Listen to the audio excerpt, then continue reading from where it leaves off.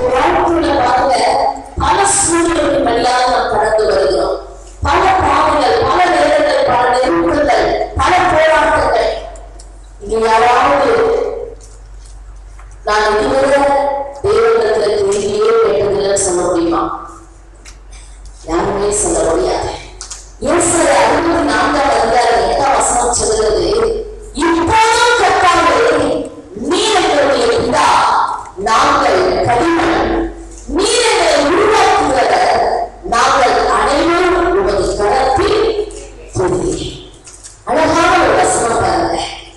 இப்போதும் கர்த்தாவே நீர் எங்களுடைய பிதா, நாங்கள் கடிமண், நாங்கள் வெறும் மண்ணாண்டவர்களே, நீர் எங்களை உருவாக்குகிறவர், நாங்கள் அனைவருடைய கரத்தில் தூய்மையாக இருக்கிறோம்.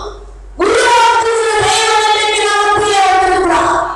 எவ்வளவு சோழ ஹஸ்தங்கள் கோரியா எத்தனை பேர் இந்த நேரத்தில் சொல்றீங்க, ஆண்டவரே நான் சாதாரண பாத்திரம், ஆண்டவரே சாதாரண பெண், என்னை உருவாக்கும் ஆண்டவரே, என்னை உருவாக்கும் சொல்றீங்களா?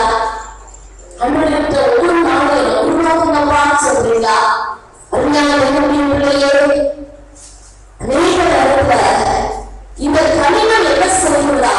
ஏசாயா 45 வாசிக்கும் பொழுது பாருங்க, 9 வசனம் சொல்கிறது, மண்ணோடுகளுக்கு ஒத்த பொருளாய் இருந்தும் தன்னை உருவாக்கினவர்களுடைய நடக்காடுகளுக்கு ஐயோ, இது ஒரு பெரிய காரியம். நீங்கள் நான் நம்முடைய வாழ்க்கையில நம்மை உருவாக்குகிற தெய்வம், நம்மை சீர்படுத்துகிற தெய்வம், நம்மை உடைத்து நொறுக்கி உடலிட்டுக் கொண்டிருக்கிற தேவனுக்கு விரோதமாக வழக்காடுகளுக்கு என்ன சொல்லிருக்கீங்க? பேசுங்க, நீங்களும் பேசணும். இது சொல்லுவாங்க, நீங்களும் ஃப்ரீயா பேசணும். என்ன சொல்லிருக்கிறாங்க? ஐயோ. ஐயோனா என்ன அர்த்தம்? ஆபத்து வரும். உருவாக்குகிற தேவனுக்கு முன்பாக வழக்காடாதே என்று சொல்லுகிறார். முதலாவது கர்த்தர் சொல்லுகிற காரியம் அல்ல, நாங்கள் உருவாக்குகிறவர், நீ என்னிடத்தில் வழக்காடாதே. இங்கே வாசிக்கிறோம், கனிவன் தன்னை உருவாக்கினவனை நோக்கி என்ன செய்தார் என்று சொல்லப்படுமோ, ஒரு கிரியானது அவருக்கு கையில் இல்லை என்று சொல்லலாமோ? தகப்பனை நோக்கி ஏன் செலுத்திட்டாய் என்று, தாயை நோக்கி ஏன் பெற்றாய் என்று சொல்லுவதற்கு ஐயோ. நிறைய பிள்ளைங்க சொல்றாங்களா இல்லையா? நிறைய பிள்ளைங்க சொல்றாங்க இல்ல?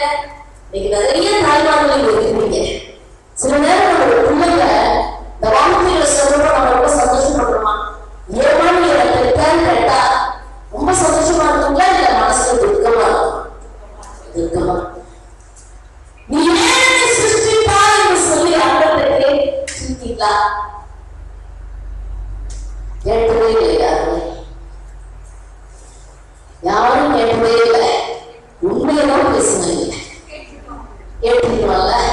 பல நேரத்தில் கேட்டுருக்கோம், ஆண்டவரே ஏன் ஆண்டவரே என்னை சிருஷ்டித்தீங்க, ஏன் ஆண்டவரே எனக்கு இந்த பூமியில கொண்டு வந்தீங்க?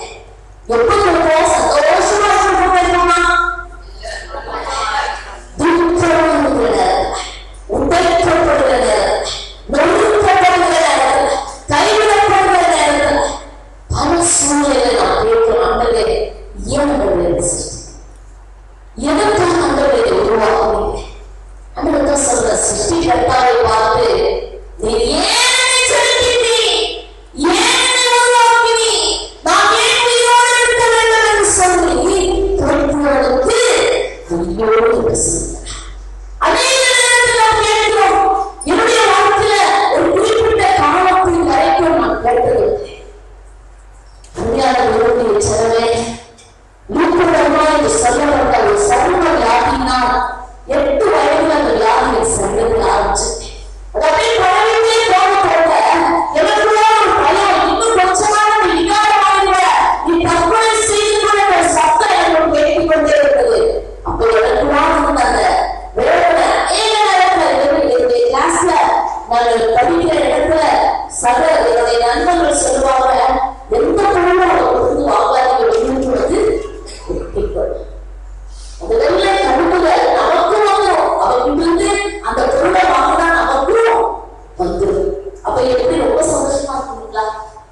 எப்படி இருக்கும்? ஒடுக்கப்பட்ட சூழ்நிலை. குடும்பத்தில் மக்கள் யாரையை குறித்து குத்தி பேசும் பொழுது ஒடுக்கப்படுகிற சூழ்நிலை. சுற்றி இருக்கிறவர்கள் யாரையை குறித்து பேசும் பொழுது ஒடுக்கப்படுகிற ஒரு சூழ்நிலை. இந்த சூழ்நிலையிலே அருமையான தேவனுடைய பிள்ளையே நாம் என்ன நினைக்கிறோம்? அதுவே ஏனை உருவாக்கி ஏனை ஆண்டவரே இந்த பூமியிலே நீ வைத்திருக்கிறாய். ஏனென்றால் நான் கேட்ட பொழுது ஏன் கேட்டனா 10 வருடமாய் இருக்கும்போது காரணம் யாரு வந்தது? 2 பேர் என்று சொல்லி டாக்டர்ஸ் எங்க அம்மா கேட்டு கொடுத்துட்டாங்க. உடம்பெல்லாம் உருவாயிடுச்சு, கண்ணெல்லாம் நல்ல போயிடுச்சு, இது எவ்வளவு பிள்ளைங்களாவே சொல்லி என்னுடைய போடுற கடைசி ஜபத்தை செய்து கொண்டு போயிட்டாங்க. ஆனா என் தாயார் கண்ணியோட அந்த ராத்திரியில போராடி சொல்லிட்டு, ஆண்டவரே என் மகளை என்னோட எனக்கு கொடுக்கிறானா, நான் அவருடைய ஊழியத்திற்காக கொடுப்பேன் என்று சொல்லி என் தாயார் என்னை அர்ப்பணித்தார். அருமையான தேவனுடைய பிள்ளையே, அந்த ராத்திரியிலேயே தேவன் எனக்கு ஜீவனை கொடுத்தார். என்னுடைய ஜீவனை திரும்ப கொடுத்தா என்னை முழுமையாக தேவன் சுகமாக்கினார். நான் அதெல்லாம் வச்சு கேட்பேன், ஆண்டவரே நீங்க ஏன் ஜீவனை கொடுத்தீங்க? நீங்க ஏன் அவனுக்கு என் தாயை மறிக்க விட்டுக்கலாமே, ஏன் ஜீவனை கொடுத்தீங்க? இப்ப எனக்கு இப்படி பெரிய லாபத்தை கொடுத்து எல்லாருக்கும் முன்னால ஒரு வீட்டையும் அவ்வளவாய் இருக்குது ஆண்டவரே ஏன்னு சொல்லி பல முறை நான் கேட்டிருக்கேன். அருமையான தேவனுடைய பிள்ளைகளை உருவாக்குகிறவரை பார்த்து அப்ப என்ன உருவாக்கி சொன்னாருன்னு எனக்கு தெரியும். ஆனா இந்த கவிதை நினைச்சு ஏன் என்ன படைச்சீங்க, ஏன் என்ன சிருஷ்டிச்சீங்க, ஏன் என்ன உயிரோட வச்சிருக்கிறீங்க? அன்றைக்கு அநேக நாட்கள் நான் கண்ணீரோடு அழுத நாட்கள் உண்டு. அருமையான தேவச்சனமே, ஆனால் தேவனாகிய கர்த்தர் நம்முடைய வாழ்க்கையில் ஒரு பெரிய நோக்கத்தை வைத்திருக்கிறார். ஆண்டவருடைய திட்டம், ஆண்டவருடைய தீர்மானம் எவ்வளவு பெரியது என்பதை நாம் அறியாமையால் அநேக நேரத்துல நாம் கேட்கிறவர்களாக இருக்கிறோம். ரோமர் 9:20 என்னமாய் சொல்லுகிறது? அருமையான தேவச்சனமே, வேதத்தை வாசிக்கும் பொழுது பாருங்க, 9:20 அப்படியானால் மனுஷனே தேவனோடு எதிர்த்து கற்பிக்கிற நீ யார்? உருவாக்கப்பட்ட வஸ்து உருவாக்கினவரை நோக்கி நீ என்னை ஏன் இப்படி உண்டாக்கினாய் என்று சொல்லலாமா? அநேக நேரத்தில் நம்ம என்ன செய்யறோம்னா மற்றவங்களோட ஒப்பிட்டுக்கலாம். அந்த வேலை அவங்க எல்லாம் இப்படி வச்சிருக்கீங்க, எந்த மட்டும் ஏன் அந்த வேலை வச்சிருக்கீங்க? கேட்கிறோமா?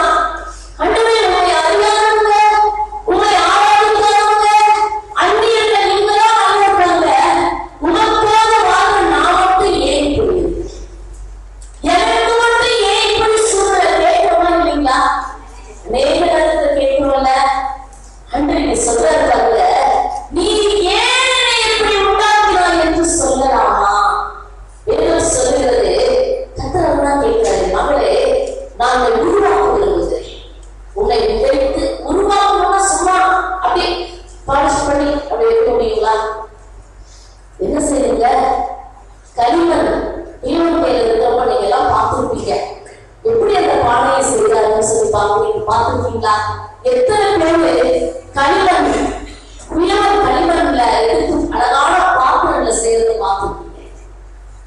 நீங்க இங்க பார்த்ததுல இந்திய தேசத்துல நீங்க பார்ப்பீங்கன்னா அநேக இடத்துல அழகா களிமண்ல பாத்திரங்களை அழகான பானைகளை செய்வாங்க, அழகான பொருட்களை செய்வாங்க.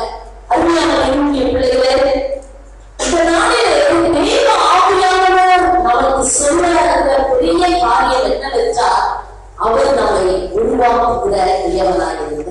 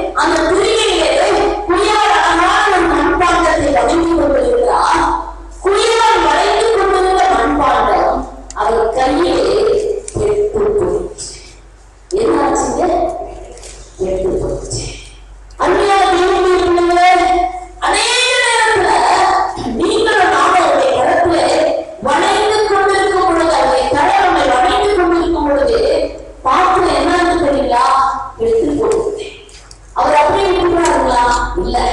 திரும்ப என்ன செய்யறார்? அந்த மண்ணை செய்யறார். திரும்ப அந்த மண்ணை முடிக்கிறார். திரும்ப அந்த மண்ணை நல்லா குழைத்து எடுக்கிறாரு. எடுத்து திரும்ப அந்த பாத்திரத்தை வணைக்கிறார் என்று சொல்லி பார்க்கிறோம். எனக்கு கற்பனை தேவனுடைய பிள்ளைகள் நல்லா பாருங்க. அந்த பாத்திரத்தை சுத்தப்படுவதற்கு முன்னால மட்டும்தான் அது வணைய முடியும். சுத்தப்பட்டு வணைய முடியுங்களா?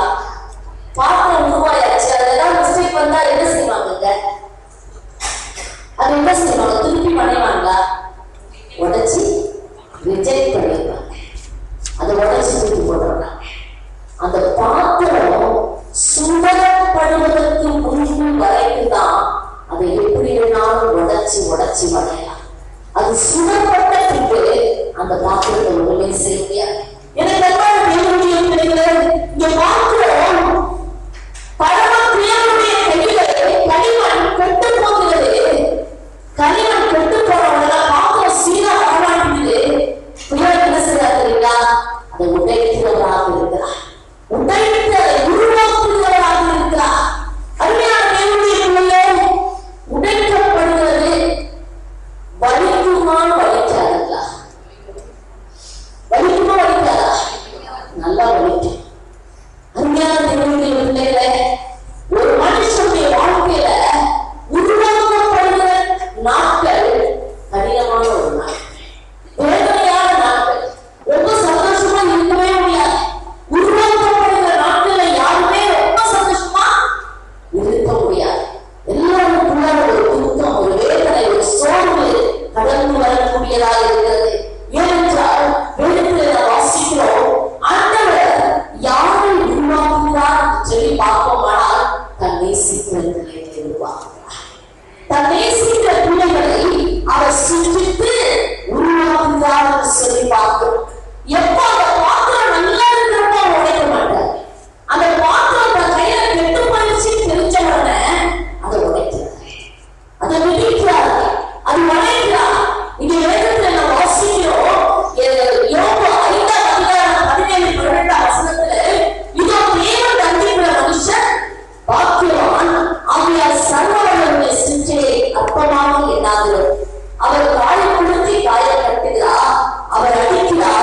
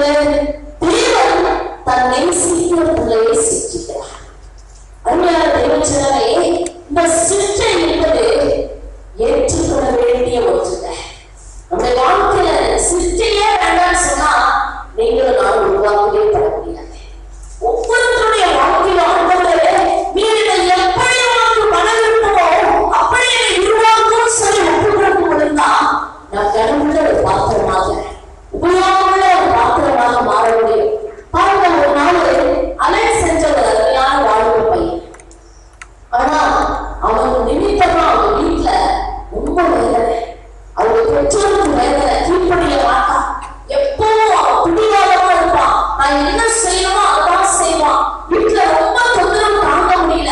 அவங்க அம்மா எவ்வளவோ கஷ்டப்பட்டு அவனுக்கு புத்தி சொல்லி பார்த்தாங்க, கேட்கல. யாருமே வார்த்தை அவன் கேட்க முடியல. கடைசியா என்ன செஞ்சா தெரியுங்களா? ஒரு நாள் அவனை ஒரு பிள்ளைய நீ இப்படி செய்யாத, இப்படி நல்லா ஒழுங்குபடுத்துறப்ப சில பேருக்கு பிடிக்கவே பிடிக்காது. பிடிக்குங்களா? பிடிக்காததால என்ன செஞ்சான், அவனுக்கு அவன் வீட்டுல இருக்கவே இஷ்டம் இல்லை. முடிவெடுத்தான், இனி இந்த வீட்டுல இருக்கக்கூடாது, வீட்டை விட்டு ஒரு நாள் ஓடித்தான். அருமையான தேவனுடைய ஜனமே, அவன் வீட்டை விட்டு ஓடி போனான். கடைசி அவன் பார்த்தான், ஏதாவது போய் வேலையை செய்யலாம் சொல்லி ஒரு பெரிய கப்பல் அதிகாரிக்கு போய் சந்திச்சு, ஐயா உங்க கப்பல்ல எனக்கு வேலை தாங்கன்னு சொல்லி கேட்டான். அந்த கப்பல் அவங்களுக்கு வேலை கொண்டு கொடுத்தாங்க.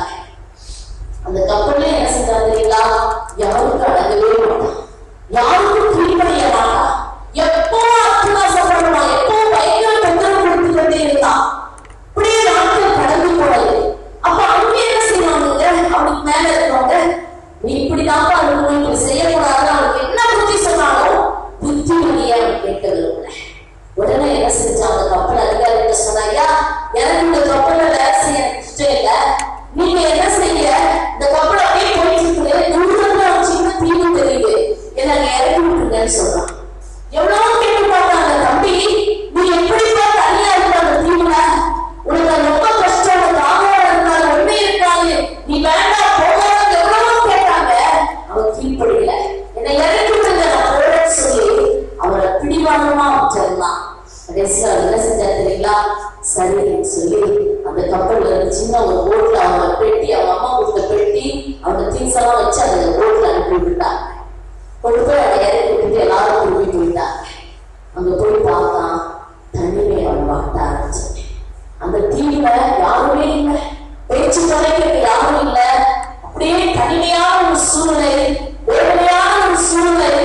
ஒரு நாள் ஆச்சு, 2 நாள் ஆச்சு, அவனுக்கு எவ்வளவோ பண்ண ஆரம்பிச்சு. தனியா அவனை ஒரு தீவுல விட்டு எப்படி இருக்குங்க? ராத்திரி எல்லாம் நல்லா தைரியமா இருப்பீங்களா? பயம், ஒரே அவனுக்கு என்ன செய்யறதே தெரியல. பசி, அவனுக்கு ஆகாரம் கிடைக்கல, ஒன்றும் கிடைக்கல. பசி ஒரு பக்கம், அவனுக்கு என்ன பண்றதுன்னு தெரியல. கடைசியில அம்மா நான் பெட்டியை திறக்கலாம்னு சொல்லி அந்த பெட்டியை திறந்தான். அந்த பெட்டியை திறந்தா உள்ள வேதாகம் இருந்துச்சு. அவங்க அம்மா என்னைக்காவது ஒரு நாள் என் மகன் இந்த வேதத்தை படிப்பான்ற ஒரே நம்பிக்கையில அந்த வேதத்தை மட்டும் அவங்க பெட்டிக்குள்ள வச்சு அனுப்பிட்டாங்க.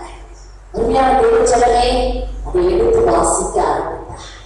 வாசிக்க வாசிக்க ஆவியானவர் நம்மோடு பேச ஆரம்பித்தார். அந்த தனிமையான இடத்துல, யாரும் இல்லாத இடத்துல நொறுக்க ஆரம்பித்தார். பசி ஒரு பக்கம், ஆகாரம் ஒண்ணுமே கிடைக்கல. அந்த எல்லையில அப்படியே நாட்கள் கிடந்து போகிறது. கடைசியில 1 வருஷம் ஆச்சு, 2 வருஷம் கடந்துச்சு, 3 வருடம், 4 வருடம் ஆயிடுச்சு. அவன் ஒரு மனுஷனையே அவன் பார்க்கல. அந்த தீவிர தேவன் அவனை உருவாக்கி கொண்டிருக்கிறார். அருமையான தேவனுடைய பிள்ளைகளே, பரவ புயல் நாட்டிலே கர்த்தர் தன்னுடைய களிமண், கையில் உள்ள களிமண்ணை உருவாக்க 4 வருடங்கள் எடுத்து, 4 வருடத்துல அவன் செபிக்கிறவர்களால் வாழ்ந்தான். அவன் இருக்கிற முருகச்செடிகளோட அவங்களுக்கு நல்ல அழகழகா அவன் விதையை விதைத்து அப்படியே தனக்கு வேண்டிய ஆகாரத்தை எல்லாம் உருவாக்குனான். அங்கிருந்த மூங்கிலெல்லாம் எடுத்து தனக்கு ஒரு சின்ன கூடாரத்தை செய்து கொண்டான். ஏன்னா அந்த 4 வருஷம் அந்த பக்கம் எந்த கப்பலுமே வரல. அருமையான தேவச்சனமே, அந்த 4வது வருடம் தேவன் அவனை உருவாக்கி பூரணப்படுத்தி விட்டார். இப்ப அந்த பாத்திரம் அருமையான ஒரு பாத்திரம் அன்போட பாருங்க, திடீரென்று பார்க்க தூரத்துல ஒரு கப்பல் தெரிகிறது. உடனே அங்க இருக்கிற நெருக்கெல்லாம் ஊட்டி அவன் தனக்கு உதவும்படிக்கு அவன் சைகை காட்டினான். அருமையான தேவச்சனமே, 4 வருடங்களுக்கு பிறகு அந்த தீவுக்கு அந்த கப்பல் வந்து அவனை அழைத்துக் கொண்டு போனது. இப்ப உருவாக்கப்பட்ட ஒரு அலெக்சாக நேரத்தை வீட்டுக்கு சென்றார். தன் பெற்றோரை பார்த்து மன்னிப்பு கேட்டார். எல்லாம் வருடாங்க, திரும்பி வந்து ஏதோ அட்டகாசம் பண்ணணும்னு சொல்லி. ஆனா இப்ப எப்படி இருக்காங்க? அருமையான ஒரு பாத்திரமா இருக்கிறான். அவன் அந்த தீவிர 4 வருடம் தேவன் அவனை உருவாக்குவதனால் அவன் இப்ப என்ன செய்யறா? தேவனுக்காக வல்லமையான ஊழியர்தான் இருக்கிறான். ஒரு அருமையான கனவுள்ள ஒரு பாத்திரமாக தேவன் அவனை உருவாக்கினார். சொல்லி பார்க்கிறோம். வேதத்துல பாருங்க, எத்தனையோ பேர் இருக்கிற வேதத்துல ஒவ்வொரு பாத்திரங்களை தேவன் அருமையாக பயன்படுத்தினா, அருமையான தேவனுடைய பிள்ளையே, நம்முடைய ஆரம்பம் எப்படி அது முக்கியம் அல்ல, நம்முடைய முடிவுதான் முக்கியம். நல்லா ஒரு வீட்டுக்கு போயிட்டு வந்த உடனே எப்படி இருக்கிறோங்க, நம்ம எப்படி இருக்கோம் சொல்லுங்க. அழகா இருக்கணும், நல்லா உற்சாகமா இருக்கணும், நல்லா செபிக்கணும். அதே மாதிரி நியூ இயர்ல நிறைய பேர் நிறைய தீர்மானங்கள் எடுப்பாங்க. ஆனா அந்த தீர்மானம் போக கடைசியில ஒண்ணுமே இல்லாம திருப்பி அடுத்த வருஷம் செய்வாங்க, தீர்மானம் எடுக்கும், திருப்பி அப்படியே போவோம். பாருங்க, ஆரம்பம் அல்ல முக்கியம், முடிவு தான் முக்கியம். வேதத்தை வாசிக்கும் பொழுது யோசிப்பு ஆரம்பித்தான். அவனுடைய ஆரம்ப நாட்கள்ல இருந்து அவனுக்கு எப்படி இருந்துச்சுங்க, அவன் வாக்கு கொடுத்துட்டாரு, நல்ல தரிசனங்கள், எல்லாரோட மனதில போற தரிசனம், எல்லாருக்கும் முன்னால உயர்ந்த தரிசனம். ஆனா அவன் எந்த வழியாக கடந்து வந்தான், தேவன் அவனை உருவாக்கி கொண்டே உருவாக்கினார், உடைத்தார், நொறுக்கினார். அந்த யோசிப்பு தன் சகோதரர்களின் பொறாமையினால அடிமையாக நிறுத்தப்பட்டார். முதல்ல அவனுக்கு மறுபுதல் என்ன தெரியல, அந்த தாய் தகப்பனை இருப்பாங்க. அவங்களை விட்டு நம்மளை யாராவது கடத்தி போட எப்படி இருக்கும், எங்கேயோ கடத்தி போய் அந்நிய தேசத்துல அடிமையா இருந்துச்சா ரொம்ப சந்தோஷமா இருப்பாங்களா?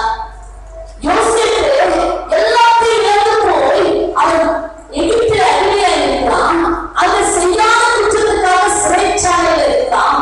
அருமையான தேவச்சனமே, யோசிப்புடைய வாழ்க்கையில தேவன் அவனை உருவாக்குகிறார், அவனை எளிமையாக வழிநடத்துகிறார். ஒரு சாதாரண ஒரு ஆட்டு மேய்த்து அந்த யோசேப்பு என்ன செஞ்சார் தெரியுங்களா? ஒரு எகிப்துக்கு பிரதமர் வந்திருக்கிறார்.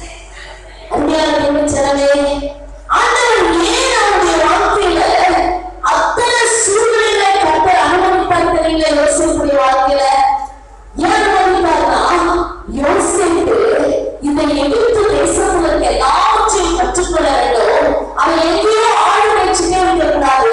அவன் எல்லா நாட்களிலும் அவனோட பிரதம மந்திரியாக தன்னுடைய தேசத்துல தன் ஜனத்துக்கு ஜீவனச்சனை செய்வதாக அவனை மாற்றும்படி உருவாக்கினார். ஒரு கவனமுள்ள ஒரு பாத்திரமாக. அருமையான தேவனுடைய பிள்ளைகளே, இந்த யோசேப்பை ஆண்டவர் உருவாக்குனது எதற்காக தெரியுங்களா? அவன் எகிப்தை குறித்து அறிந்து கொள்ள வேண்டும், எகிப்தில் இருக்கிற ஆட்சிகளை குறித்து அறிந்து கொள்ள வேண்டும், எகிப்தின் சூழ்நிலைகளை எல்லாம் புரிந்து கொள்ள வேண்டும் என்று சொல்லி கர்த்தரை அடிமையாக கொண்டு வருகிறார். அருமையான தேவச்சனமே, ஆனால் அந்த தேவன் யோசேப்பை எடுத்து ஆசீர்வதித்து அவனை பிரதம மந்திரியாக மாற்றுகிறார்.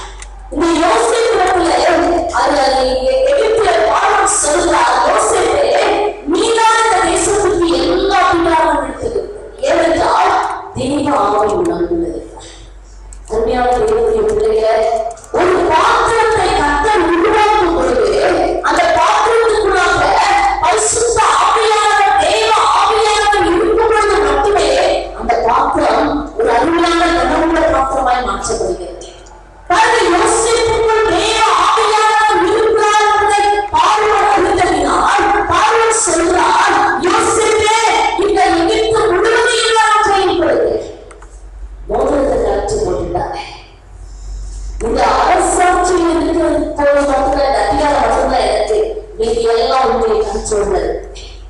அருமையான தேவச்சனமே, உதைத்தா நொறுக்கி நான் ஆண்டவரை அடிமையாக சிறைச்சாலையின் கைதியாக பல விதத்துல நிந்தைகள், வேதனைகள், செய்யாத குற்றத்திற்காக அவமானங்கள் எல்லாத்தையும் வழியாக யோசிப்பை நடத்தின தேவன் கடவுள ஒரு பாத்திரமாக மாற்றினார்.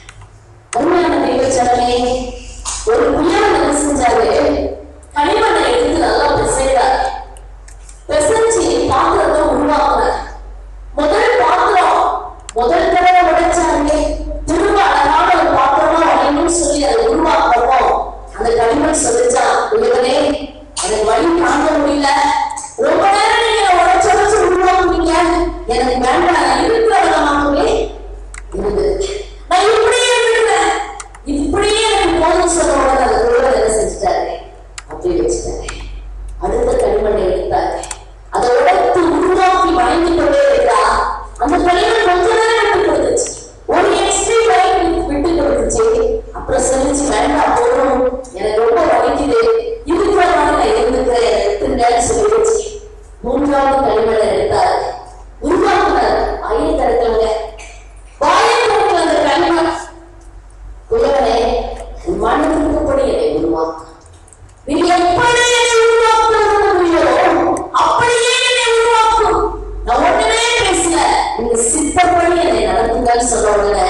அவர் அழகான ஒரு பாத்திரமாய் உருவாக்கினார்.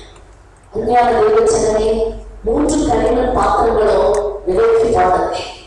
பாருங்க, முதலாவது உருவாக்கப்பட்ட களிமண் கொஞ்ச நேரத்திலேயே என்ன அந்த பாத்திரம் கொஞ்சம் தான் தேவைப்பட்டுச்சு. ஒரு சாதாரண பாத்திரமா, அவ்வளவு நேரமா இல்ல, ஒரு சாதாரண ஒரு வீட்டுல ஒரு மூலையில அந்த அடுப்புல வச்ச உடனே என்ன செஞ்சு சூடு பட்ட உடனே கொஞ்ச நாள் வெடிச்சிருச்சு. அடுத்த பாத்திரம் இன்னும் கொஞ்ச நாள் அது உபயோகப்படுத்திச்சு, அவ்வளவுதான். ஆனா அந்த 3வது பாத்திரம் இருக்கு பாருங்க, அது அழகாக அலங்கரிக்கப்பட்டு அது ரொம்ப அழகா ஒரு பெரிய ஷோகேஸ்ல ஒரு எல்லாருமே கண்களை பார்த்து ரசிக்கும்படி உயரமான இடத்துல வைக்கப்பட்டுச்சு. அருமையான தேவச்சனமே, யோசேப்பு அப்படியா தேவனுடைய சித்தத்துக்கு ஒப்பு கொடுத்தா. அதுவே நீங்க எப்படி வேண்டுமானாலும் பண்ணலாம், நீங்க உருவாக்கலாம், உன் சித்தத்தை நிறைவேற்றும் என்று சொல்லி ஒப்பு கொடுத்தா தேவன் அந்த பாத்திரத்தை கடவுள ஒரு பாத்திரத்தை மாற்றி அருமையான ஒரு இடத்துல வீட்டில எல்லாரும் அவரை பார்த்து வணங்கக்கூடிய ஒரு இடத்துல வைத்தார். அருமையான தேவச்சனமே, வேதத்துல ஞானாதிபதிகள் 13 அதிகாரத்தை பார்த்தீங்கன்னா அங்க கூட ஒரு பாத்திரத்தை தேவன் அருமையாக தான் உருவாக்கினார். வேதத்துல வாசிக்கும் பொழுது ஞானாதிபதிகளை பார்க்கும் பொழுது 13 அதிகாரத்துல 5 வசனம் பாருங்க, நீ கற்பம் கழித்து ஒரு குமாரனை பெறுவாய், அவன் தலையிலே சவரக்கன் கத்தி படராகாது, அந்த பிள்ளை பிறந்தது முதல் தேவனை பெற்று நசரேயனாய் இருப்பான், அவன் இஸ்ரவேலை பெலிஸ்தியரின் கைக்கு நீங்களாக்கி ரட்சிக்கிறான். இந்த ஒரு பாத்திரம் தேவனுடைய கையில இருக்கு. எவ்வளவு பெரிய தரிசனம் பண்ணீங்களா? அவன் இஸ்ரவேலை ரட்சிக்கிற ஒரு நசரேயனாய் இருப்பான். இஸ்ரவேலை ரட்சிப்பதற்காக தேவன் அவனை தெரிந்து கொண்டா, அவன் பிறக்கும் வரைக்கும் அவனுடைய தாய் திராட்சை ரசமாகிலும் எந்த ஒரு காரியத்தை அவன் ருசிக்க கூடாது, ஒரு குடிக்க கூடாது, அவ்வளவு பல பல வரைமுறைகளை கொடுத்து கர்த்தர் ஒரு சிக்ஷனை இருப்பான். அருமையான தேவனுடைய பிள்ளைகளே, வேதத்துல நீங்க வாசிக்கும் பொழுது நீ நியாயாதிபதிகள் 5-14 வரைக்கும் பார்க்கும் பொழுது 11 அதிகாரம் 5 வசனம் 14 வரைக்கும் பார்க்கும் பொழுது சிம்சோனை பிறப்பை குறித்து தேவன் அருமையா சொல்றாரு. அடுத்து நீங்க வாசிக்க சிம்சோனை தேவ ஆவியானவர் 25 வசனத்துல அவன் சோமனுக்கு எஸ்தோனுக்கும் நடுவில் உள்ள தானே பாளையத்தின் இறங்கையில் கர்த்தருடைய ஆவியானவர் அவனை ஏவ துவக்கினார் என்று சொல்லி பார்க்கிறோம். 6 வசனம் 6 வசனத்தை பார்க்கும் பொழுது அப்பொழுது கர்த்தருடைய ஆவி அவர்களை பலமாய் இறக்கினதினால் அவர் தன் கையில் வெளிச்சம் இல்லாமலும் அதை ஒரு ஆட்டுக்குட்டியை கிழித்து போடுவது போல கிழித்து போட்டார். ஆனாலும் தான் செய்வதை அவர் தன் தாய் தரப்புக்கு அறிவிக்கவில்லை. எதை நினைச்சு போட்டா செஞ்சது. ஒரு மனுஷனுக்குள் தேவனுடைய ஆவி கர்த்தருடைய அபிஷேகம் அவனுக்குள் இருக்கும் பொழுது அந்த பாத்திரம் பெரிய காரியங்களை சாதிக்கிறதாக மாறுகிறது. சிங்கத்தை கிழித்து போடுறதா அவனுக்கு கர்த்தருடைய ஆவியானவர் எங்கெல்லாம் அவனை இறங்கினாரோ அங்கெல்லாம் அவனை பலத்த அற்புதங்களை அவனே இறங்குவதை பார்க்கிறோம். பாருங்க 19 வசனத்துல கர்த்தருடைய ஆவியானவர் இறங்கினதினால் அவர் அஸ்தலோனுக்கு போய் அவ்வூராரை 30 பேரை கொன்று அவருடைய வஸ்திரங்களை உடுத்திக் கொண்டு வந்து விடுதலையை விடுவித்தவர்களுக்கு அந்த மாற்று வஸ்திரங்களை கொடுத்து கோபம் உண்டவரால் புறப்பட்டு தன் தகப்பன் வீட்டுக்கு போனார். அவன் எங்கிருந்து அவன் மேல அப்படி வல்லவனோ தெரியாது, அவனுக்குள்ளிருந்து ஒரு வல்லமை புறப்பட்டது. அருமையான தேவனுடைய பிள்ளைகளை, பெலிஸ்தியர்களை நியாயம் விசாரிக்க ஒரு சிம்சோனை கர்த்தர் உருவாக்கினார். ஆனா இங்க பாருங்க, இந்த பாத்திரம் அழகா உருவாக்கப்பட்டு கொண்டு வந்தது. ஆனா இந்த பாத்திரம் தேவனுடைய மகிமையை இழந்து போக ஆரம்பிச்சது. ஏங்க, அவருடைய பாவச்சி நசரேயனாகிய அவர் செத்து போன எந்த மிருகத்தையும் தொடக்கூடாது, எந்த செத்து போன பிணத்தையே அவன் தொடக்கூடாது. அவன் செய்த முதல் தப்பு, செத்து போன சிங்கத்துக்குள்ளார தேன் கொடுத்துச்சு. அந்த தேன் கூட எடுத்து தானே சாப்பிட்டு தன் பெற்றோருக்கும் கொடுத்த முதல் பாருங்க நசரேய விரதம் இணைக்கப்பட ஆரம்பித்தது. அடுத்து அவன் என்ன செஞ்சான்? திருமணம் செய்தான். அருமையான தேவனுடைய பிள்ளைக்கு அடுத்து அவன் திருமணா என்று சொல்லப்பட்ட வேசியின் மண்ணிலே போயிருந்தான். அருமையான திருமணமே அழைக்கப்பட்ட சிம்சோன் பெரிய தரிசனத்தை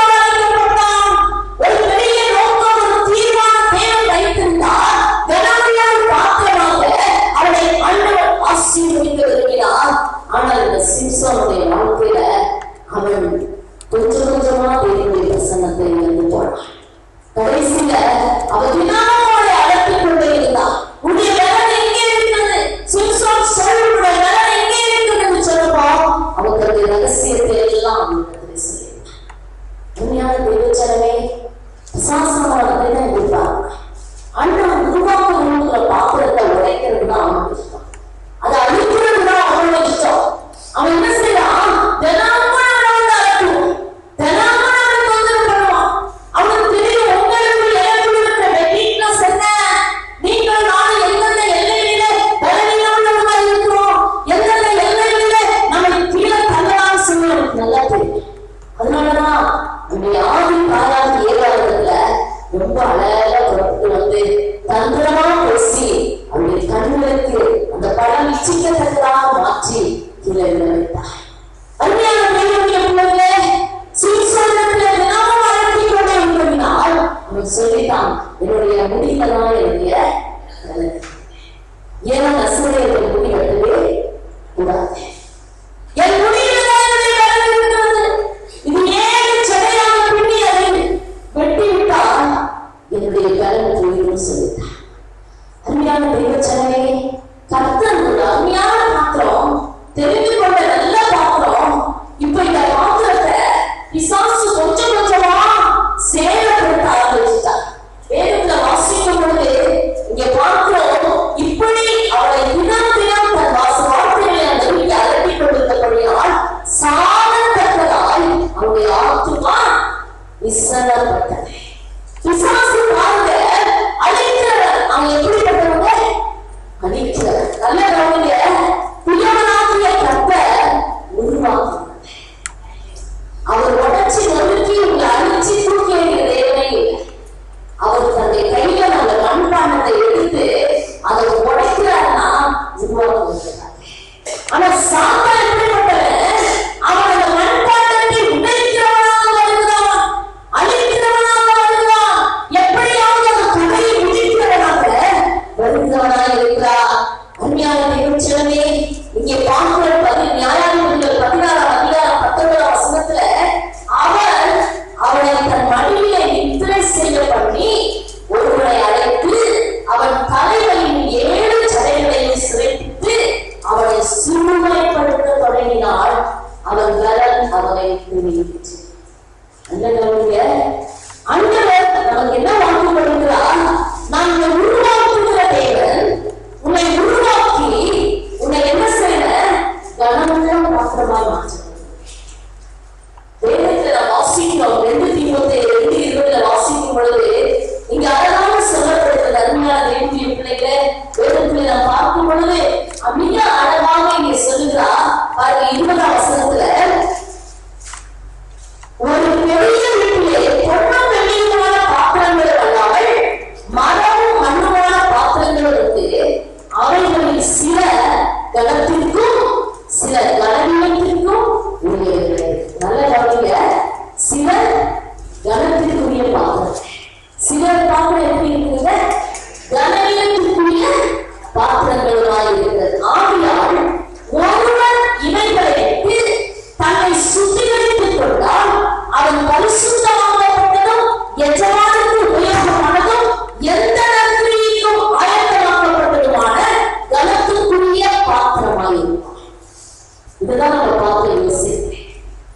பரிசுத்தமாக்கப்பட்டதும் எல்லாவற்றுக்கும் பிரயோஜனமானதும் எஜமானுக்கு உபயோகமான பாத்திரமாக யோசிக்கிறான்.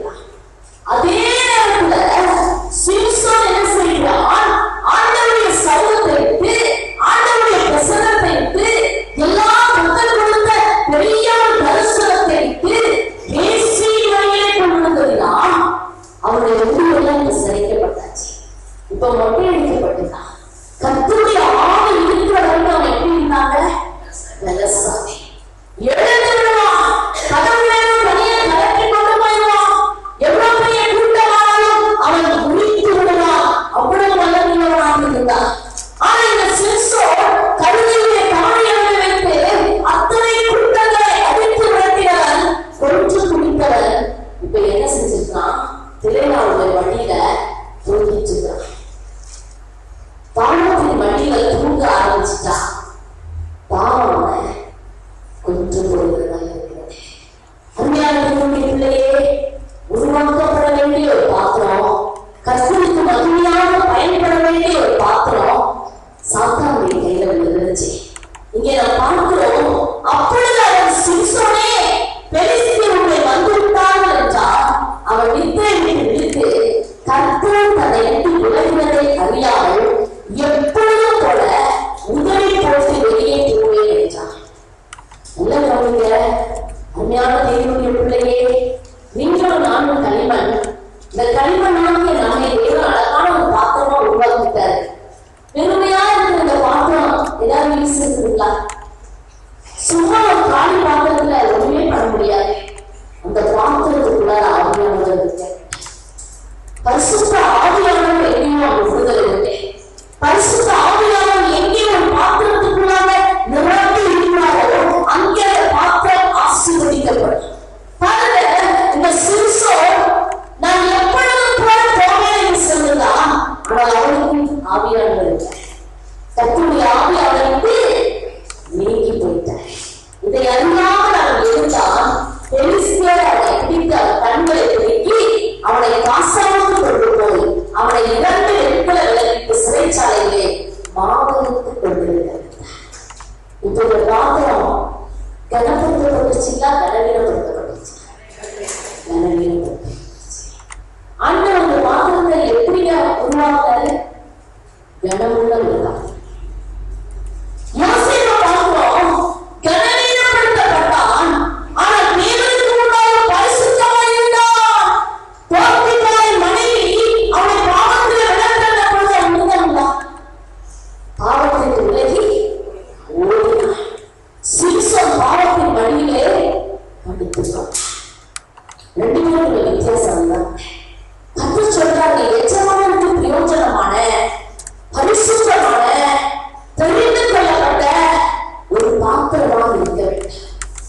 அருமையான தேவச்சனமே, குயவனை வணங்கி கொண்டிருக்கிறார்.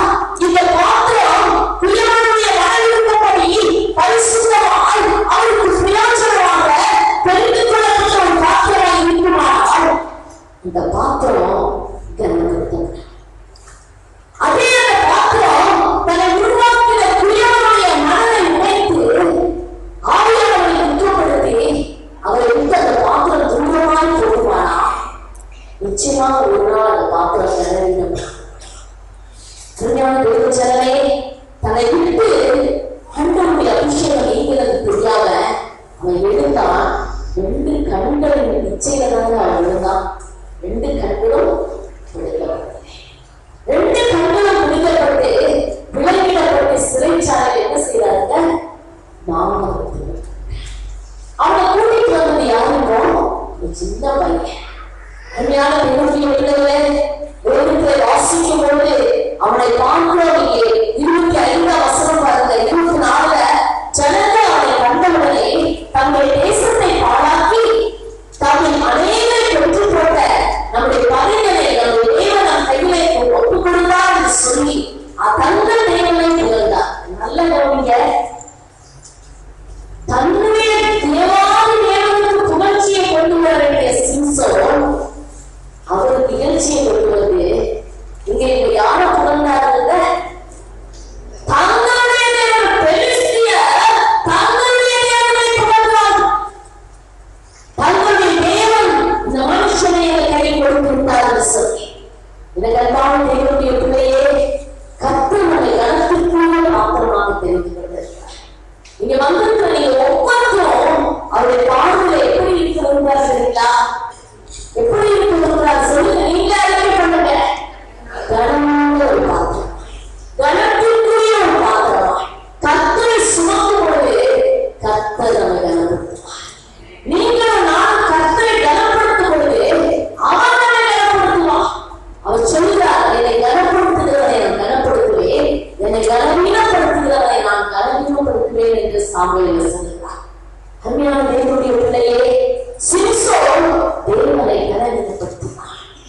தன்னை அழைத்தவரை தன் தாயின் கருவிலே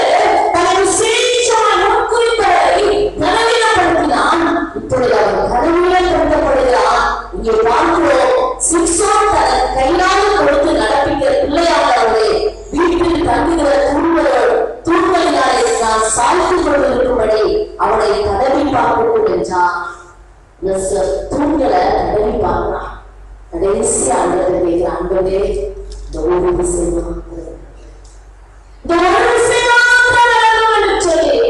அருமையான தேவச்சனமே, அந்த 2 தூண்களை கை வைத்து அந்த தூண் அவன் முடி விளைக்க ஆரம்பிச்சது, தேவ பலம் கொஞ்சம் கிடைக்க ஆரம்பிச்சது. அவன் பாருங்க, அந்த 2 தூணையும் தாங்கினான். அந்த 2 தூண் இடிந்தது. அவன் மரண நேரம் சம்பவித்தது.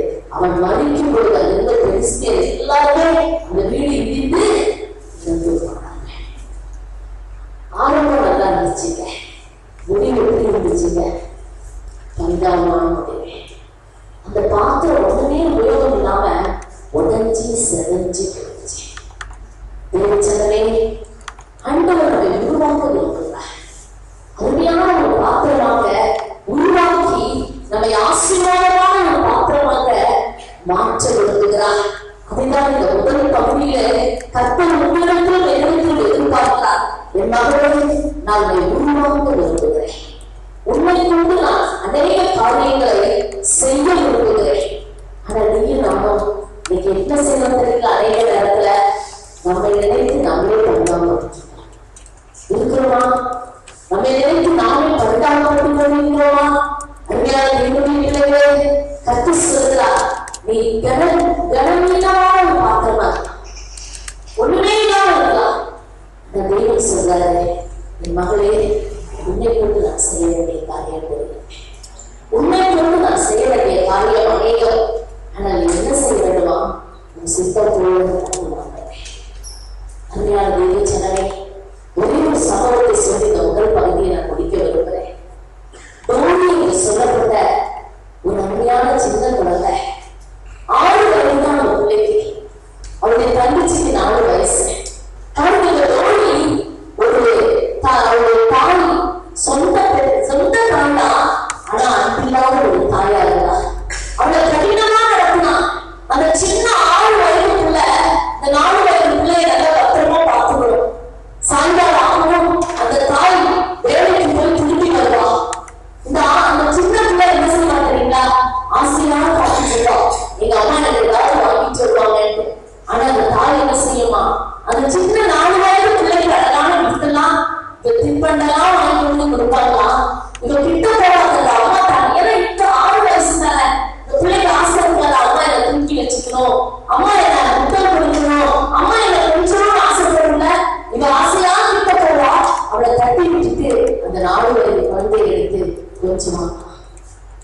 அந்த குழந்தை ரொம்ப அழகா இருக்கும், சுத்த முடியா அழகா இருக்கும். ஆனா இந்த குழந்தை பார்க்க பரிதாபமா இருக்கும். அந்த டோரி பார்க்க நல்லா இருக்க மாட்டான். அப்போ அவருடைய சின்ன இதயத்துல வேதனை வர ஆரம்பிச்சிருச்சு. அவளுக்குள்ளார ஒரு கீழே வர ஆரம்பிச்சிருச்சு. என்ன நேசிக்க யாருமே இல்லைன்னு சொல்லி இந்த டோரி தன்னுடைய வாழ்க்கையை நினைச்சு தனக்குள்ளாக பரிதாபம் பண்ண ஆரம்பிச்சு. நீ பாருங்க, அநேக நேரத்துல வாழ்க்கையில நம்ம உடைக்கப்பட்டப்போ, உதவி தள்ளப்பட்ட பொழுது, நம்ம கைவிடப்பட்ட பொழுது நம்ம என்ன செய்யணும்? நம்ம ரொம்ப சந்தோஷமா இருக்கிறோமா? நம்மை குறித்து ஒரு பரிதாபத்தை சந்திக்கிறோம். பிசாசுடைய ஒரு பெரிய ஆயுதத்தை புரிந்தா உங்களை என்னையும் அழிக்கிறதுக்கு சுய பரிதாபம் கொண்டு வரலாம். உடைய வாழ்க்கையில சுய பரிதாபத்தை கொண்டு வரலாம். கொஞ்ச நாள் ஆகவே இந்த தாயாரால் 2 பிள்ளைகளை வச்சு கவனிக்க முடியாது. தகப்பன் என்னைக்கும் குறித்து போயிட்டாரு.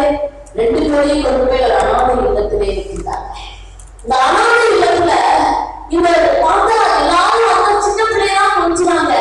இவங்க எல்லாரும் அசட்டை பண்ணாங்க. அசட்டை பண்ண இவளுக்குள்ள இருக்கிற வேதனை அதிகரிக்க ஆரம்பிச்சு. இவளுக்குள்ள இருக்கிற காயம் அதிகரிக்க ஆரம்பிச்சது. இவருடைய வாழ அதிகரிக்க ஆரம்பிச்சிச்சு. இந்த டோரி ஒவ்வொரு நாளும் கண்ணீரின் பாதையில கடந்து செஞ்சான். பகலெல்லாம் என்ன செய்வாளா? அங்க இருக்கிற கிளாஸ்ல இருக்கிற பிள்ளைகளை எல்லாம் கிள்ளி வைப்பாங்க. அது ஒரு சைக்காட்ரிக் பேஷண்ட் தான் மாறாங்க. மன சோர்வு, அவருக்குள்ள ஒரு சோர்வு. ஏன்னா தன்னை யாரும் நேசிக்க இல்லை, தன் முன்னாடி தள்ளப்பட்ட ஒரு பாத்திரம் தனக்கு ஒண்ணு இல்லைன்னு சொல்லி வளர அந்த ஸ்ட்ராங்கா அந்த அஸ்திபாரம் போடப்பட்ட கொடுத்தது. பிள்ளைகளை அடிக்க ஆரம்பிச்சா, கிள்ள ஆரம்பிச்சா, மற்றவங்க அடிகளை பார்த்து ரசிக்க ஆரம்பிச்சா. கல்யாணம் நிறைவேற்றனால வாழ என்ன செய்வாங்களா? அவளை நல்லா அடிச்சு ஒரு இடத்துல போட்டு அடிச்சு வருவாங்க. அப்படியே அவளுடைய இருதயம் கல்லை போல முரட்டாட்டமாக மாற ஆரம்பிச்சு.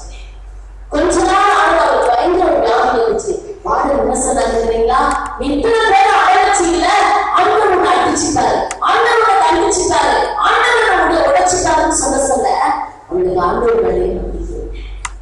நேசிக்க ஒருத்தருமே இல்ல. அவளுக்கு இப்ப தெரியலன்னா தண்டிக்கிற ஒரு ஆண்டவர், உடைக்கிற ஒரு ஆண்டவர், நொறுக்கி போடுகிற ஒரு ஆண்டவர் தான் தெரிகிறது. அவருடைய வாழ்க்கையில ஒரு இருள் சூழ்ந்த வாழ்க்கையா இருந்துச்சு. அருமையான தேவச்சனமே, அப்போ அந்த அனாதை இல்லத்துல பாக்குறப்போ சில நேரத்துல பணக்காரங்க பிள்ளை இல்லாத வந்து தத்துப்பாங்க. அப்படி வந்து எடுத்தா ஒவ்வொரு தடவை வரப்போ பிள்ளைகளா புரியுவாங்க, இவரை யாருமே எடுக்க மாட்டாங்க. அவருடைய இருதயம் ரொம்ப உடைஞ்சிச்சு. வாலிப பிள்ளையானா ஒரு நாள் அவங்க வீட்டுக்கு தத்தெடுத்து கொண்டு போயிட்டாங்க. ஆனா போன இடத்துல கொடுமையும் கொடுமை அவளுக்கு அனுமதிக்கப்பட்டுச்சு. அவன் பல நாள் கெடுக்கப்பட்டவளா. அவருடைய வாலிப வாழ்க்கை, பசுத்தமான அவருடைய வாழ்க்கை, கடங்கள்லாம் அவருடைய வாழ்க்கையெல்லாம் அழிந்து சின்னாபின்னமாயிடுச்சு. இப்ப டோரி நினைச்சுட்டா இனி அந்த வாழ்க்கையில ஒண்ணுமே இல்லை, நான் அழிக்கப்பட்டு விட்டேன் என்று சொல்லி அவ சோர்ந்து போனா. திரும்பி கொஞ்ச நாள் அவரே போன்ல கொண்டு வந்து ஆசிரமத்தில் விட்டுட்டாங்க. அருமையான தேவஜனமே, அந்த இடத்துல அவன் யாருமே இல்லைன்னு சொல்லி நினைச்சப்போ ஒரு யூத் கேம்ப் நடந்துச்சு. அந்த யூத் கேம்புக்கு அவளை கூட்டிட்டு போனாங்க. அப்பதான் முதல் தடவை அவங்க கல்லூரி மாணவர்கள் அந்த கேம்ப் நடத்தினாங்க. அவங்க சொன்னாங்கன்னா, சகோதரி கர்த்தருடைய நேசிக்கிற ஒரு வார்த்தை அப்பதான் முதல் முறை கேட்கிறாங்க. அது வரைக்கும் அந்த வாழ்க்கையில அன்புன்ற வார்த்தையே கேட்கல. உன்னை நேசிக்கிறா சொன்னப்போ அவருடைய இருதயம் உடைச்சது. என்ன நேசிக்கிறாரா, என்ன போய் நேசிக்கிறாரா, நான் எத்தனை பேர் அவ பாடுற படங்கள்லாம் அவங்களுக்கு இல்லையா அழைப்பான். ராத்திரி ஆனா அவ தானா கதறி அழுது. இதுதான் அவருடைய வாழ்க்கையா இருந்துச்சு. கடைசியில அவங்க அப்படியே நொறுங்கி இருந்த சமயத்துல அந்த வார்த்தை அவளுக்கு இருதயத்துல, ஆண்டவரே என்ன நேசிக்கிறீங்களா, என்னமா நேசிக்கிறீரா என்று சொல்லி அவன் ஆண்டுடைய சமூகத்துல ஒப்பு கொடுத்தாக்க முதல் நாள் அவனுடைய வாழ்க்கையில இந்த வாலிப நாட்கள் அவன் ஜெபித்தான். உலகால் பதிவிட்டு ஆண்டுகிட்ட சொன்னா, இயேசுவே இதுவரைக்கும் என்னை நேசிக்க யாருமே இல்லைன்னு நினைச்சேன், இன்னைக்கு நீங்க என்னை நேசிக்கிறீன்னு சொல்லி அறிந்து கொண்டே உங்க கையில என்னை ஒப்பு கொடுங்க. அன்னைக்குதாங்க வாழ்க்கையில முதல் தடவை சொன்னா, ஆண்டவரே இந்த சித்தம் போல என்னை அடையும் ஐயா, ஒரு சித்தம் போல என்னை உருவாக்கும் ஐயா, நீங்க என்னை பயன்படுத்துங்க, நீங்க போல இயேசுவே எனக்கு, நீங்க போல இயேசுவே எனக்கு சொல்லி தன்னை அர்ப்பணித்தான், முழுமையாக கொடுத்தான். அன்னைக்கு கருடைய வாழ்க்கையில ஒரு சந்தோஷம் வர ஆரம்பிச்சது. அவருடைய வாழ்க்கையில பெரிய சமாதானம் கிடைச்சது. அவர் பாருங்க, அந்த பிறகு யாரையுமே அவர் துன்பப்படுத்தல. அவைய தன்னை நேசிக்க ஒருத்தர் கிடைச்சிட்டாருன்னு சொல்லி இயேசுவை எதிர்க்க பிடிச்சுட்டார். அருமையான தேவச்சனமே, அந்த நோயுடைய கொஞ்ச நாட்கள் கழித்து அவளை தகப்பனார் அவளை கண்டுபிடிச்சிட்டாரு. அவளை கூட்டிட்டு போனாரு. அவளை கூட்டிட்டு போய் அவளை அன்பா வச்சிருந்தாரு. கொஞ்ச நாட்கள் டோரிக்கு கல்யாணம் ஆனது.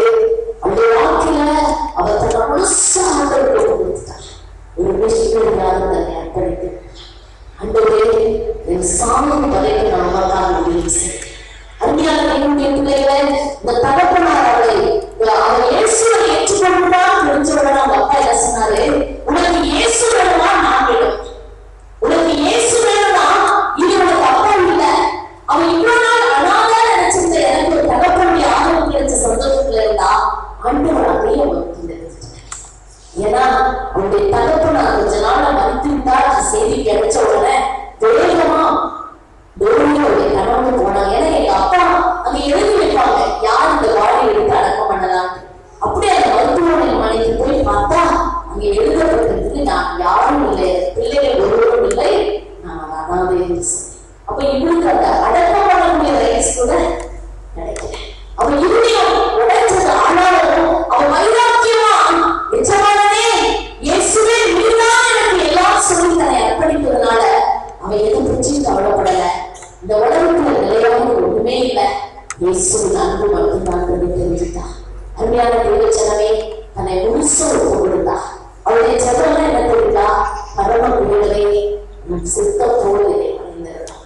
என்னை உருவாக்கும், எப்படி உருவாக்க வேண்டுமோ உருவாக்குங்க. என்னை கனவுள்ள ஒரு பாத்திரமாவோ கனமிற்ற ஒரு பாத்திரமாவோ எப்படி வேண்டுமானாலும் உருவாக்குங்கன்னு சொல்லி அவங்களுடைய கண்கள் கொடுத்தான். இன்னைக்கு அமெரிக்கா தேசத்துல ஒரு வளர்ந்த ஊழிய கதையாளர்கள் இருக்கிறார். ஜனமே, ஒரு டிப்ரெஷன் வந்த ஒரு சகோதரியாக, தன்னை நேசித்த யாழில உதவி தள்ளப்பட்ட ஒரு சகோதரி இன்னைக்கு வல்லமையான ஒரு பாத்திரமா இன்னைக்கு அவர் மெசேஜ் கொடுத்தா ஆயிரக்கணக்கான பெண்கள் ஆண்டவரை ஏற்றுக்கொண்டாங்க. எப்படி அந்த பாத்திரம் ஆரம்பத்திலேயே இருந்துச்சா? அவருடைய வாலிப காலம்லாம் நொறுக்கப்பட்ட காலம், உடைக்கப்பட்ட காலம், எத்தனையோ பாதையை கடந்து வந்தா கடைசியில இன்றைக்கு இந்த நாட்கள்ல தேவனுடைய கையில வல்லமையான ஒரு பாத்திரமாக பயன்படுத்தி கொண்டு வருகிறார். பிள்ளையே, முதல் பகுதியில கர்த்தர் இடத்துல சொல்லுகிற காரியம் என்ன தெரியுங்களா? நீங்களோட நாமம் ஆண்டவருடைய கருத்துல கொடுக்கப்பட வேண்டாம். நிஜமாவுடைய இஷ்டத்துக்கு வணைந்து அதை உருவாக்க ஒப்புக் கொடுக்கப்பட வேண்டும். ஆண்டவரை நீங்க அழைக்க, உங்க சித்தப்படி நான் உருவாக்க, உங்க தீர்மானத்தின்படி நான் ஒப்புக் கொடுக்கிறேன். ஒரு சிம்சோனை தேவன் நமக்கு காண்பித்தார், ஒரு யோசிப்பை காண்பித்தார். ஆரம்பம் எப்படி இருந்தது, முடிவு பரிதாபமும் மாறிவிட்டது. இன்னைக்கு எஜமானாகிய தேவன் நம்மை பார்த்து சொல்கிறார், என் மகளை நீதான் நீ எனக்கு தேவை, உன்னை உருவாக்க விரும்புகிறேன். ஒப்புக் கொடுப்பாயா? உன்னை உடைக்கப்பட்ட ஒரு பாத்திரமாக நீ இருக்கலாம், ஆனால் உன்னை உருவாக்கும் பொழுது, உனக்கும் தேவ அபிஷேகம் வரும் பொழுது, கர்த்தர் ஒரு தோழியுடைய வாழ்க்கையில என்னைக்கு அந்த அனாயிண்டிங் வந்துச்சோ இன்னிலிருந்து அவருடைய வாழ்க்கையும் வந்துச்சு. 1982ஆம் ஆண்டு கர்த்தருடைய அபிஷேகம் நிலத்தில் அவரது ஜூன் 24ஆம் தேதி அந்த ராத்திரியில அந்த அபிஷேகம் கிடைச்ச உடனே எனக்குள்ளார என் வியாதி குறிச்ச பாரம் போயிடுச்சு, எல்லாம் போயிடுச்சு. தேவனுடைய அபிஷேகம் என்னை புது மனுஷியாக மாற்றினது.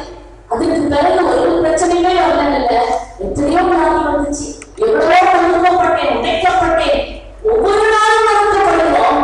ஆனா அபிஷேகம் அந்த பாத்திரத்துக்கு வந்த உடனே சுத்தி ஒருக்கிறதெல்லாம் பெருசது. ஏன்னா அவருடைய கையில, நிஜமானுடைய கையில இருக்கும். அந்த வேலை சித்தத்தோடு போல அன்றைய கருத்தில் கொடுத்தோமா?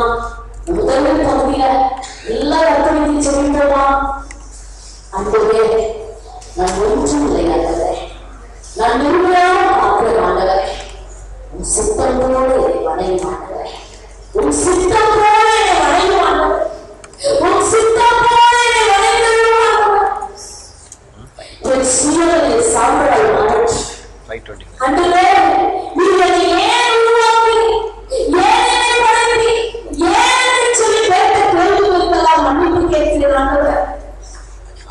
நீதான் என்னுடைய பயணம் இல்லை, நீரை உருவாக்க, நீரை உருவாக்கும் ஆண்டவரே.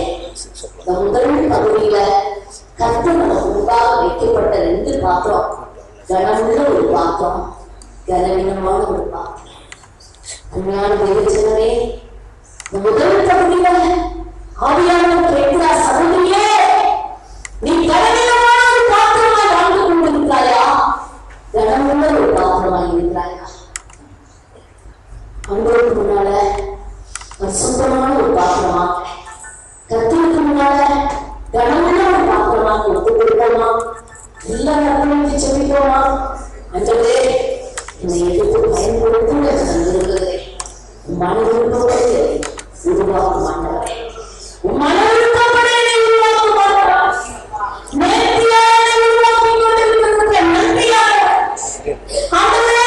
உன்னுடைய வாழ்க்கையிலே ஒரு நோக்கம், ஒரு சித்தம் செயல்படுத்தி அதன்படி என்னை நடத்தாமல் கொடுத்த நன்றியை சொல்லு. கர்த்தர் உங்களை கர்த்தர் உங்களை எழுப்ப விரும்புகிறார். நீங்க பலவீன பாண்டல் தான், சோர்ந்து போன ஒரு பாண்டல் தான். அநேக நேரத்துல யாருமே இல்லைன்னு சொல்லி ஏங்கி தவிக்கிற ஒரு மண்பாண்டமாக இருக்கிறோம். நான் கர்த்தர் சொல்கிறார், நீ எனக்கு தேவை, நான் உங்களுடைய இருக்கிறேன், நீ என் கையில ஒப்புக்கிறேன், நம்மை ஆசீர்வதிப்பேன் என்று சொல்லுகிறார். எல்லா நற்பணிக்கும் சொல்லிக் கொண்டிருப்போமா? அந்த பெரிய காரியத்தை நான் மத்தியில் செய்யப்படுகிறார். எல்லாம் சொல்லப்படுறாங்களே, என்னை உருவாக்குவே என்று சொல்லி முதல் பகுதியை நம்பிக்கை போகிறோம். நன்றி பசுத்த ஆவியானவரே, இந்த நேரத்துக்காக நன்றி சுவாமி. அந்த இந்த நேரத்தில் என்னுடைய அபிஷேகம் ஒவ்வொரு பாத்திரங்களில்